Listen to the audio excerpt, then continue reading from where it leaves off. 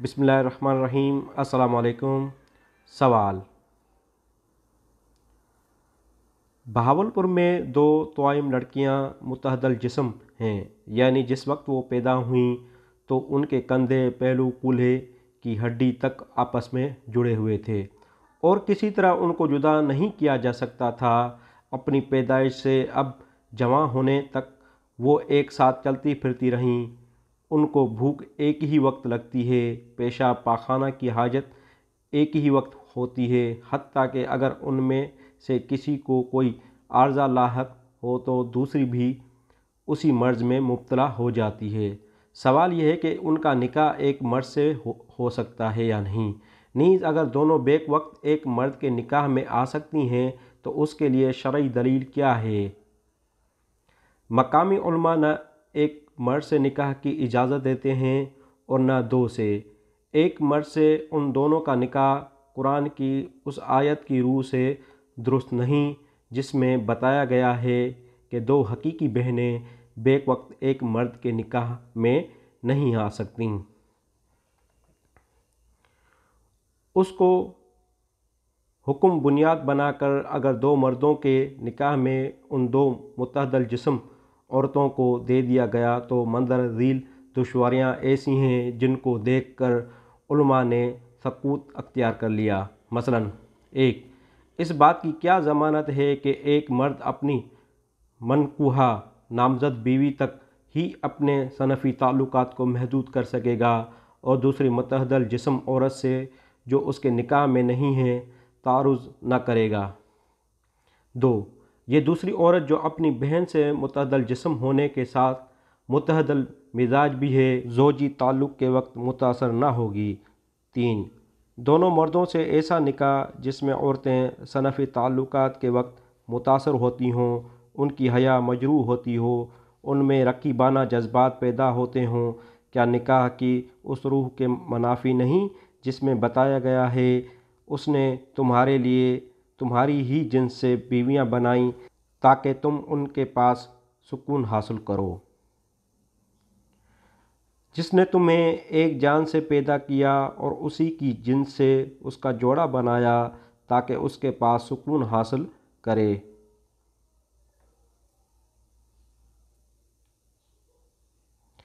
چار، نکاح کا ایک بڑا مقصد افزائش نسل ہے اور والدین اور مولود میں شفقت بھی ہے۔ دو مردوں کا یہ نکاح اس تعلق پر کلہاڑا چلاتا ہے۔ اور بھی مفاسد ہیں جن کے بیان کو یہاں نظر انداز کیا جاتا ہے۔ براہ کرم شریعت کی روشنی میں اس سوال کو حل کیجیے تاکہ یہ تذبذب دور ہو، ان عورتوں کے والدین ان کا نکاح کر سکیں اور اس فتنے کا سدباب ہو جو جوان ہونے کی وجہ سے ان کو لاحق ہے۔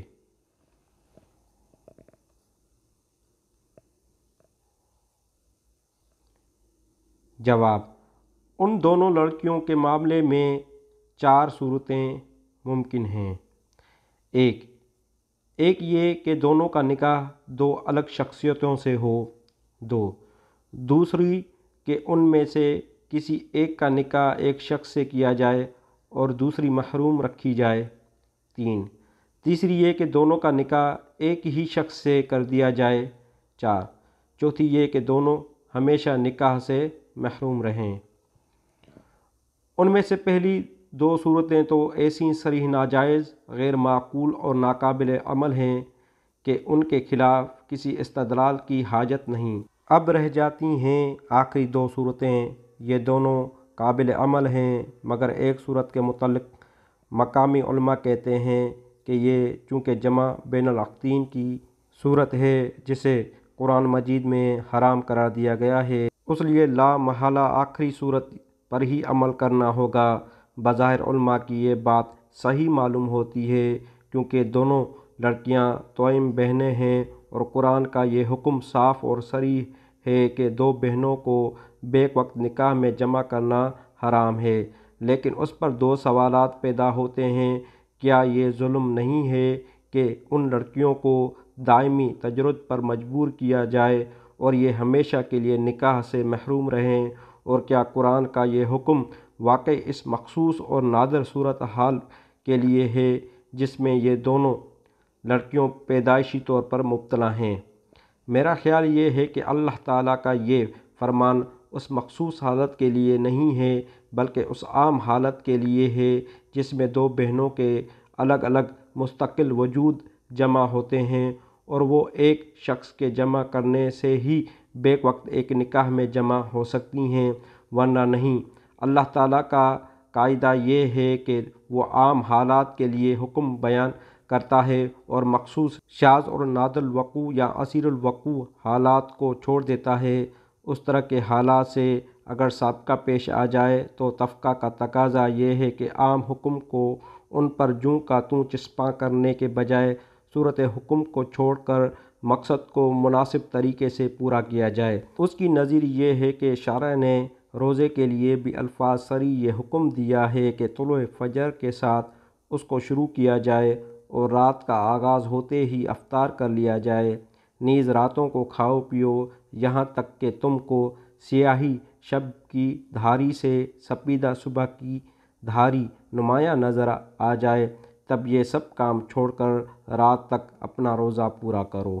یہ حکم زمین کے ان علاقوں کے لیے ہے جن میں رات دن کا الٹ پھیر 24 گھنٹے کے اندر پورا ہو جاتا ہے، اور حکم اس شکل میں بیان کرنے کی وجہ یہ ہے کہ زمین کی آبادی کا بیشتر حصہ انہی علاقوں میں رہتا ہے۔ اب ایک شخص سخت غلطی کرے گا اگر اس حکم کو ان مخصوص حالات پر جوں کا توں چسپاں کر دے گا جو قطب شمالی کے قریب علاقوں میں پائے جاتے ہیں، جہاں رات اور دن کا طول کئی کئی مہینوں تک ممتد ہو جاتا ہے۔ ایسے علاقوں کے لیے یہ کہنا کہ وہاں بھی طلوع فجر کے ساتھ روزہ شروع ہو جائے اور رات آنے پر کھولا جائے، یا یہ کہ وہاں سرے سے روزہ رکھا ہی نہ جائے، کسی طرح صحیح نہ ہوگا۔ تفقہ کا تقاضا یہ ہے کہ ایسے مقامات پر صورت حکم کو چھوڑ کر کسی دوسری مناسب صورت سے حکم کا منشا پورا کیا جائے، مثلا یہ کہ روزوں کے لیے ایسے اوقات مقرر کر لیے جائیں جو زمین کے بیشتر آبادی کے اوقات سود سے ملتے جلتے ہوں۔ یہی صورت میرے نزدیک ان دو لڑکیوں کے معاملے میں بھی اختیار کرنی چاہیے جن کے جسم آپس میں جڑے ہوئے ہیں۔ ان کے نکاح دو الگ شخصوں سے کرنے یا سرے سے نکاح ہی نہ کرنے کی تجویز غلط ہے۔ ان کے بجائے یہ ہونا چاہیے کہ ان بین الاختین کے ظاہر کو چھوڑ کر صرف اس کے منشا کو پورا کیا جائے۔ حکم کا منشا یہ ہے کہ دو بہنوں کو شوق ناپے کی رقابت میں مبتلا کرنے سے پرہیز کیا جائے۔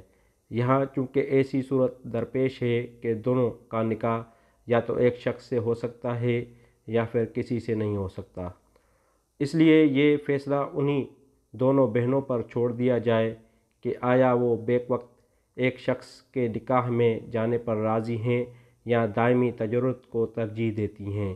اگر وہ پہلی صورت کو قبول کر لیں تو ان کا نکاح کسی ایسے شخص سے کر دیا جائے جو انہیں پسند کرے۔ اگر وہ دوسری صورت ہی کو ترجیح دیں تو پھر اس ظلم کی ذمہ داری سے ہم بھی بری ہیں اور خدا کا قانون بھی۔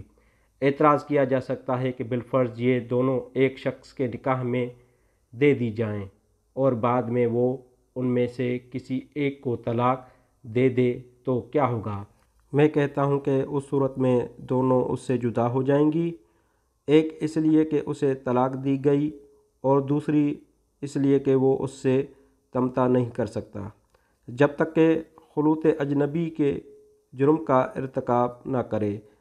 یہی نہیں بلکہ وہ اسے اپنے گھر پر بھی نہیں رکھ سکتا، کیونکہ متعلقہ لڑکی کو اپنے گھر رہنے پر مجبور کرنے کا اسے حق نہیں ہے، اور غیر متعلقہ اس کے گھر اس وقت تک نہیں رہ سکتی جب تک متعلقہ لڑکی بھی اس کے ساتھ نہ ہو۔ لہذا جب وہ ان میں سے کسی ایک کو طلاق دے گا تو دوسری کو خلع کے مطالبے کا جائز حق حاصل ہو جائے گا۔ اگر وہ خلع نہ دے تو عدالت کا فرض ہے کہ اسے خلع پر مجبور کرے۔ یہ لڑکیاں اپنی پیدائش ہی کی وجہ سے ایسی ہیں کہ کوئی شخص نہ ان میں سے کسی ایک کے ساتھ نکاح کر سکتا ہے اور نہ کسی ایک کو طلاق دے سکتا ہے۔